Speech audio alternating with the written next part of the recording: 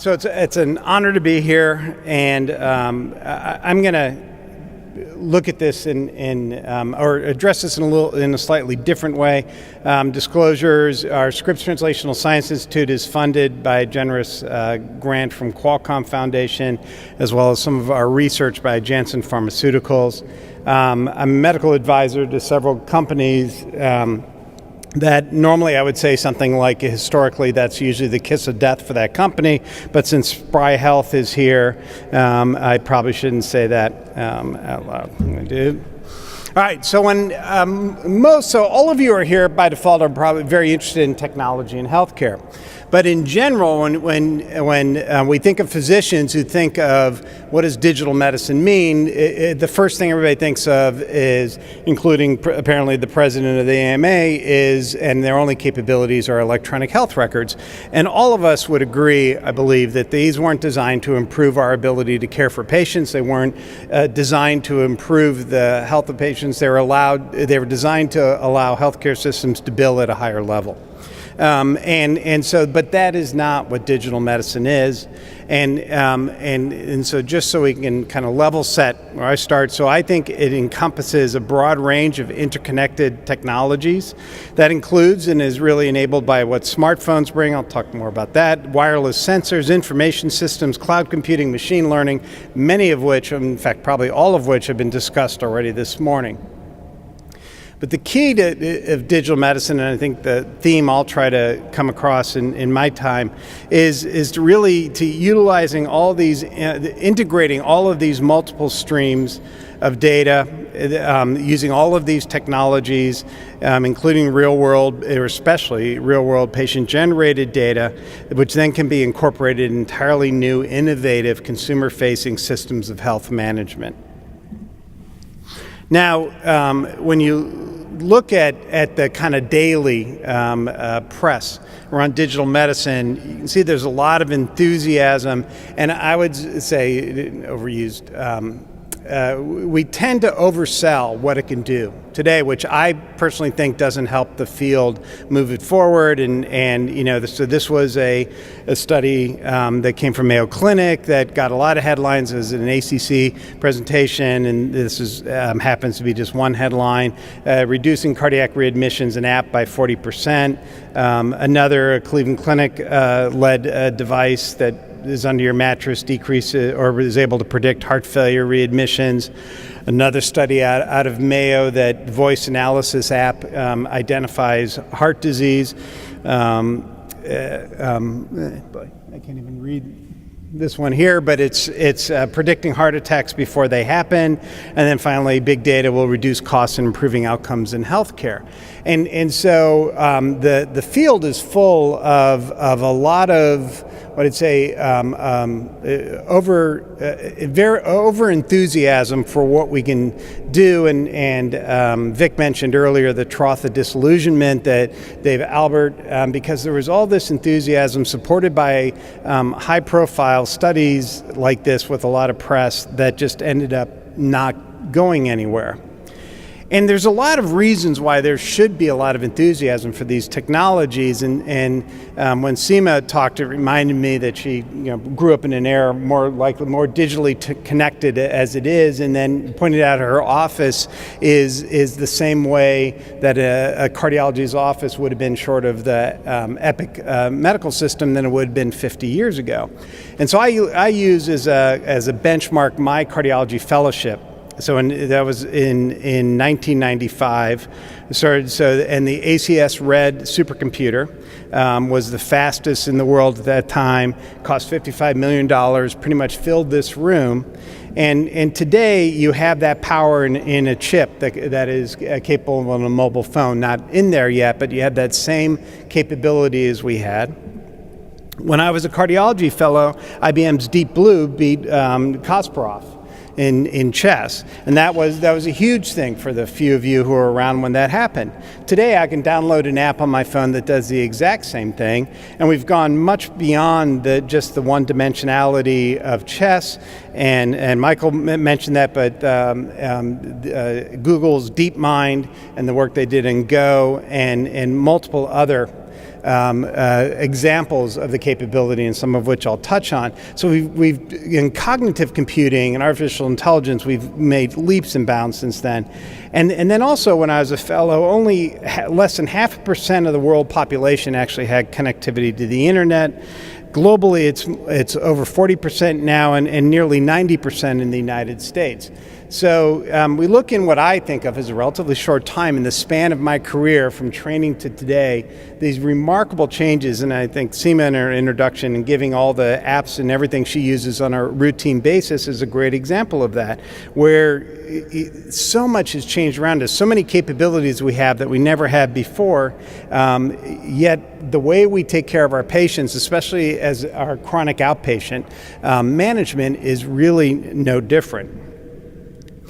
And so why do we have this disconnect? We have a lot of enthusiasm and excitement around the technology, amazing capabilities, yet when you really look at the evidence and you look really hard, it's not meeting what the promise that we hope, or that we really thought maybe a little bit too simplified way would just occur. And so from the time digital technologies around, medication adherence seemed to be the really low-hanging fruit, because their pharma companies are going to pay for this because they'll double their income because half the people stop taking their medications chronically anyway, so that's just going to, and all we have to do is remind them. And this was one of the bigger studies done in digital medicine, really well done, 4 arms, block randomization, clinical trial, 53,000 enrollees from CV Mark, sorry about the font mix. They looked at 3 low-cost reminder devices, connected devices with alerts for forgetting medications, and no difference in adherence at 12 months in those groups. So compared to control, reminding people on several times a day or several times a week that they forgot to take a medication, it did not meet the challenges of medication adherence.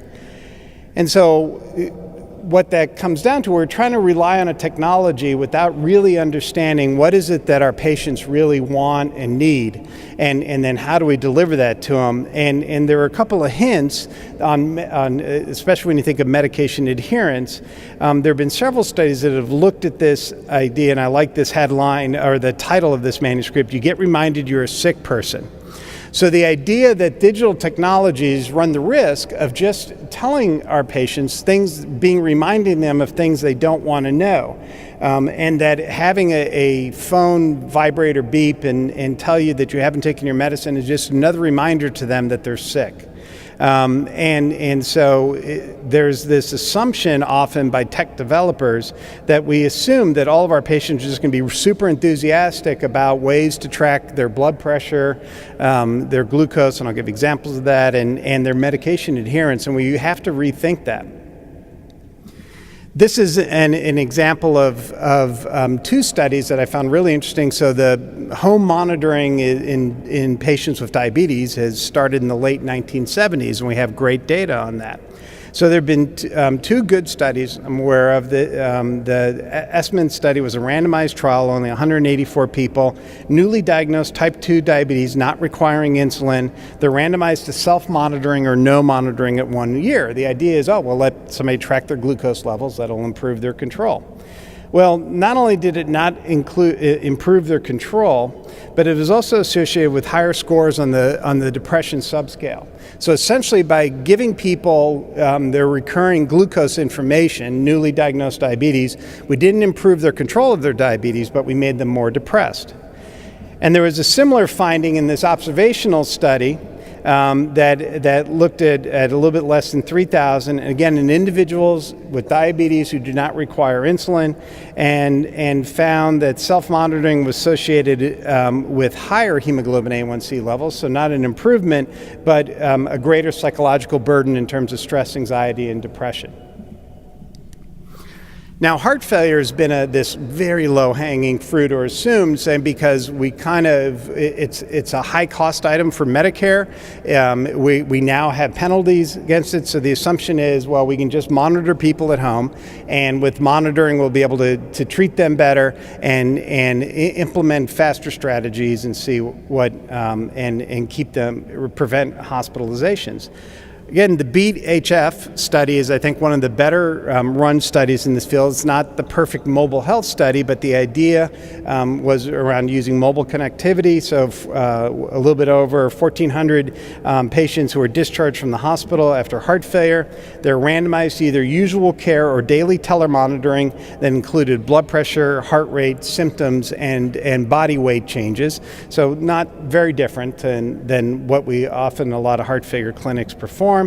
And again, at 180 days, they had 30-day and 180-day outcomes, no difference at all in care. And again, the question is, well, why is that? We're tracking are these patients really closely. We gave them all these devices every day. We want them to check their blood pressure, their heart rate, their symptoms, and their weight. Well, again, if you think of, well, what do patients really want? Do they really want to spend their day checking their blood pressure and their heart rate and weighing themselves and all these? This is a small study out of Duke that just looked at usability of 4 different technologies for monitoring at home. It was only 6 individuals, 3 that were healthy, 3 that were chronically ill, and they were just looking at over a month the usability of these devices. Would people track it? So they had 4 devices altogether, all into one app, collecting 11 different health indicators. At 4 weeks, the average weekly compliance for the healthy people wasn't bad. It was 76%. It's like why Fitbit users and people who consistently use those are more often the people who are already pretty active and not the people who are trying to increase their activity. Only 16% of the chronically ill were compliant on a weekly basis, and this is just 4 weeks. So these are chronic conditions that we want to monitor people for years and years, and we get only 16% compliance with the 4 different devices over a 1-month period of time. And then finally, when we think of, we want to change activity, and I loved Anna's and the plan that My Heart Counts and how they're moving forward with that.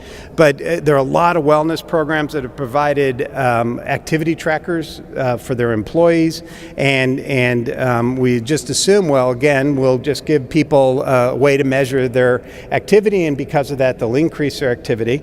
This is a really nice study, 800 employees in Singapore, and they tried incentivizing them too, so they could either get the control group, no incentives, they could get a charity incentive, so by meeting weekly goals, the incentive payment would go to a charity, and then, or they would get cash themselves. Not sure how easy it is to see, but interestingly, the control and the charity arms, even from the beginning, really no significant difference in either usage or step count. But when individuals were paid, they stuck with it and had a significant increase in both. By design, the study I thought was great. The intervention was for 6 months, so they said, okay, can we change behavior in 6 months and then keep that sticky? And you'll see as soon as the study is done, where the line is, a significant drop off, and all 3 groups went back to their normal activity levels by 1 year after the end of that. And so as I just said. So again, and I keep saying these are small studies when we're looking at, okay, what are explanations? And that's kind of a gap that we don't have, is really understanding behaviors and understanding what it is the consumers of these technologies really want and need. This is a small study that was done out of Duke. It was 100 individuals, and they were told they just wanted their input on the form factor of a pedometer. They weren't told the real idea of the study, and they were given that in 3 different ways. The pedometer was either taped shut and just said, we want you to wear it, see what you think about it. The other group was asked to check their steps several times a day, so they were actively said, just take a look and see what your step count is. And then the third group was told, yeah, you can. It wasn't taped shut, they say you can look at it if you want, but you're not required to for the study. So not surprisingly, the groups that looked at their step count or were told to look at their step count, both were about equal, actually increased the amount they walked for a short period of time. What is more surprising is that people who measured how much they stepped, it took the fun out of walking for them. So their level of enjoyment of walking went down for people who were measuring their step counts. And in fact, again, in this very small study, you can't make too much of, but it actually affected their overall perception that unlike the people like in Anna's study who really actively did it on their own, but these are people who were kind of being told to be more active, that overall they felt a decrease in happiness and satisfaction, not specific to walking, just in general. And so again, just something to keep in the back of your mind when we're trying to think of using these digital technologies as a solution. And then finally, Anna, My Heart Count's amazing, one of several amazing research kit apps that have come out and have really changed the way we can do research. This is the data from the Empower app in Parkinson's that was allowed to, went out and had both controls and active Parkinson's individuals. Almost 50,000 people downloaded the app. Many of those were just kind of curious, but about 16,000 of those consented. Of those, a little bit less than 10,000 agreed to share their data widely. Of those, 898 actually contributed data on at least 5 separate days over the first 6 months. Now, I agree with everything Anna said about the capabilities and the numbers, and I don't want to diminish the importance of the research kit apps we have to ourselves that we're big fans of, but it shows that even when we bring a really nice, usable digital technology into a patient's life to help with research, to help with that the stickiness is pretty minimal. So even if you look at the 900 and the 5 users, you can see the vast majority of those, all 5 uses were done in the first couple of weeks, and then after that there was no use. And as one of our at the Scripps is fortunate enough to be involved in the All of Us Precision Medicine initiative, and one of our goals is long-term retention and engagement through digital technologies, and 1 million people who we want to stay engaged for not only months but decades over time, and figuring out how to do that. Because if you look from a pure digital standpoint, these are the first 5 research kit apps, and exponential decay in their daily use over time after release. And again, I don't mean this to diminish the importance of these as research tools, but it just shows that the technology alone is not the solution, right? We have to understand better how our patients, how the consumers of health interact with these technologies. And I think until we do, we're going to keep having, when people review the evidence around digital technologies, mHealth, these are 3 somewhat recent meta-analyses, all concluding there's a paucity of data. These are reports from the American Heart Association, as well as the European Society of Cardiology. I think Michael had showed this, the American Heart Association too, both kind of concluding, yeah, this is interesting, but there's really no data to show it should impact what we're doing now. So in the remainder of my time, I want you just to kind of rethink, and you're thinking around digital medicine technologies alone, they're really inadequate to engage individuals in their care and to change healthcare. So we can't be completely just, the technology alone is not the solution. However, I think we can take advantage of their unique capabilities. We can develop these new systems of care that can completely transform health management and wellness promotion. So I believe digital medicine is the future of medicine. 100% believe that. I think we have to, but we have to think about it completely differently. And I think we're kind of stuck in a rut as a profession, in a way of trying to make digital medicine technologies fit into our current systems of care. And so I'm going to give a short historical lesson in what I think somewhat mimics what in ways that we're thinking now. So there's a nice paper on the productivity paradox. I'm going to focus on the steam engine versus electric dynamo, but the same was said when desktop computers became available in the 1980s. But in 1990, about 95% of all factories were steam driven. And this was 2 decades after Edison had electric dynamo, so there was a little slow on the uptake, but that was when the electric dynamo factories were being replaced and electric dynamos were being added. Now, because with steam engines, the further you get away from the source of power, from the steam engine, you lose power. So factories were designed with whatever needed power all around the steam engine. So above it, below it, next to it. It didn't matter what the manufacturing process was. What mattered was keeping it close to their one source of power, the steam engine. Well, when the dynamo became available, the dynamo didn't have that problem. It didn't lose energy further away from where you were. But it took almost 40 years to increase productivity. And the reason is, when manufacturers developed new factories, they built them the same way they had always built it. So even though they had this brand new technology that was much more efficient, much more effective, they incorporated the electric dynamo the exact same way they had used the steam engine. And because of that, it didn't have any benefit and didn't have any help, didn't impact productivity, because even though the electric dynamo was sitting the same place the steam engine was, and all the production units were above it, below it, and next to it.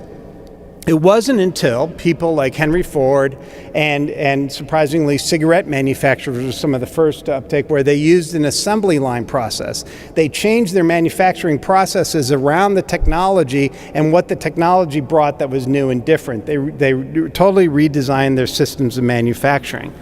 And I think that's how we have to think of these technologies and what they can do to change our systems of care. So these are not minor changes. These are not, I'm going to start adding a wireless blood pressure cuff to follow my patients at home, because there are a lot of systems that are missing where that you're going to get flooded with data. The AliveCore is an amazing device, and it's great that they're bringing a platform in to bring that to the doctors, but that's still extra work that you're going to have to add into your normal flow, and if you're like most doctors, you probably don't have a spare second to do something extra right now. We need solutions that decrease our time.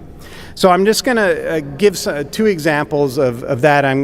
This is a non-cardiology example, but I think it shows one of the great capabilities when you put everything together, what digital technology can do. Michael talked a little bit about the using deep learning in diagnostics, but you look at diabetic retinopathy, major cause of blindness, the leading cause of blindness in the United States. For many, especially in lower socioeconomic status, no access to ophthalmologists in the United States, much less worldwide. So there's this huge need to improve that. Well, you've got mobile health technologies that can allow a smartphone to take a retinal image. Now, right now, it takes a community health worker to be able to do that, but there are several groups working on making that where individuals can take that themselves. So using mobile technology, we can create you can take your own image. There was a nice paper out of New England Journal that looked at that by using teleretinopathy, that in this case they sent pictures done in remote clinics to ophthalmologists and other places that dramatically increased the ability to have those images reviewed, but there was still kind of a person in the endpoint. And then in Michael's work that he showed, but now we have data that shows actually a machine learning technique for diagnosing retinopathy is just as effective as ophthalmologists is doing it. So by using digital technologies, you can have a complete solution offered to individuals with diabetic retinopathy or risk for diabetic retinopathy for screening. You have a low-cost mobile imaging technology. You have a transmission capability to send it to an end user, and that end user could be just a machine learning algorithm that can be backed up by ophthalmologists where necessary. And you can complete the loop and give the information back to the individual, and for those who need it, can be sent to the physician as they need. And you can have similar things. This is an example of a now, unfortunately, a continuous blood pressure wearable that didn't move forward, but there are many others, very good ones being developed that will be there. It can provide that information to you to a user on a smartphone, maybe mesh that with your genomic data as well as your sleep, your diet, your activity, your stress, your medications. That information can go to the cloud and within one of several deep learning algorithms to evaluate what makes you unique and different. I think Vic's focus on the EKGs and what we can learn beyond how we read things is amazing, and it's the same for blood pressure. And then that can go to either one of your choice of how you would like to interact with the healthcare system. Those can be virtual assistants. Those can be, on the back end here, I added, you can have a machine learning algorithm that can help update your cardiovascular risk score. You can use voice interaction with Alexa or Google Home or several others that are coming out. This is my new favorite, Wobot. That it's meant for mental health, but it's a chatbot for mental health intervention that's actually been shown to be effective, but you can have essentially a digital avatar to explain that, or you can go old school and actually see a doctor and tell you, but it's all up to the consumer. They can choose what they want to do, but it's an automated and it's complete loop, and I use hypertension as an example because worldwide we do a very horrible job managing it, but they can fit for a lot of chronic conditions. And many companies are looking to provide these kind of solutions, and we're just in the very early stages of this. But you'll notice that none of these, are healthcare systems. It is not healthcare systems that are going to change the way that we practice medicine. It's going to be entrepreneurial startups. It's going to be technology companies. It's going to be, as represented, I should update this with Virally, but I keep Google, Samsung, IBM, Apple, Microsoft, all focusing on changing healthcare, and they're going to be doing it with our help, and that's the only way I think we're going to do it really well. But we have to recognize and think about it in a very different way than I think we are right now. It's really about the consumer and how do we bring in their needs and wants into that. So in conclusion, I'd say we're really in the midst of a digital revolution that's only starting in healthcare. I'd say the digital revolution started for the rest of us many and other things we do decades ago, but in healthcare it's really just starting to make inroads. We have smartphones, artificial intelligence, and unbelievably novel wireless sensors. They all give us remarkable capabilities to care for our patients outside the formal healthcare setting in a very person-friendly manner. But what we really are missing to do all this is brand new systems of care, and these are really transformational, these are really hard and very difficult, but I believe that's the way we're going to take full advantage of these technologies. And then a couple slides as reminders that as a profession, we're not the quickest to pick up on new technologies. So this is the first blood pressure cuff with the nice quote from Harvard: routine blood pressure readings show nothing with which clinical observation is not shown before. Took several decades for people to think blood pressure was worth measuring. Here's the initial description of the stethoscope in 1829. That it ever comes into general use is extremely doubtful because its beneficial application requires much time and gives a good bit of trouble to both the patient and the practitioner. So we have to be really open-minded and think beyond what we routinely do around digital technologies. And finally, as shameless plugs, because we think this is a fascinating area in need of evidence, we've partnered with Nature to do the Nature Partner Journal on digital medicine that is just open for submissions. We think the first issue we hope will be in early fall. So anybody who's interested in digital medicine, we want this to be the go-to place, whether you love sensors, whether you love the behavioral science, whether you love the big data aspects, it brings it all together. And then finally, we all live in a beautiful state with many beautiful places, but in case you wanted to come down to La Jolla and join us for our second of what we hope will end up being an annual digital medicine meeting, it's a lot of fun, very interactive and enjoyable. So thank you everybody for your attention.